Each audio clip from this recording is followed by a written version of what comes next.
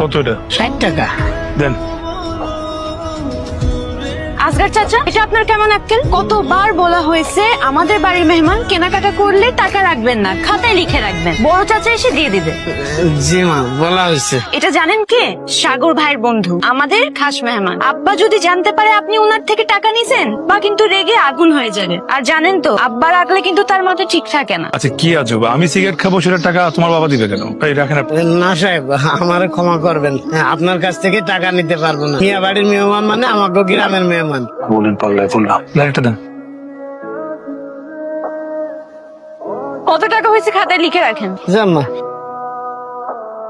আপনি সিগারেট খান, দেখতে তো পাচ্ছ। জুয়া খেলেন, মদও খান? তোমার কি আমাকে দেখে মনে হয় আমি মদখোর জুয়ারি?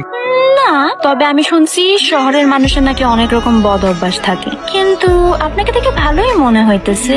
তবে দেবদাস দেবদাস ভাবটা একটু বেশি। কি? কিছু না, শোনেন, দেবদাসের শেষটা কিন্তু ভালো না। চলেন আপনাকে আমাদের গ্রামটা ঘুরায় দেখাই। তোমার আমার সাথে আসতে হবে না, আমি নিজে দেখতে পারবো ঘুরে। আরে শুনেন, সাগর ভাই বলছে আপনাকে চোখে চোখে রাখতে, নাকি তো আমি একা যেতে দিচ্ছি না। আচ্ছা তোমার নামটা কি যেন? সাদিয়া জাহান বৃষ্টি। শোনো বৃষ্টি, তোমাকে কি কখনো বলছে তুমি বড্ড বেশি কথা বলবি? বলছে, কিন্তু আমি পাত্তা দিই। কানের ছিদ্রটা বড় তো, এক কান দিয়ে ঢুকে আরেক কান দিয়ে ভুস করে বের হয়ে যায়। আরে দেবদাস সাহেব দাঁড়ান, হারাই গেলে মাইকিং করা লাগবে আবার। আমি হারাবো না, আমি রাস্তা চিনি। আমি চিনাই দিই আর একটু।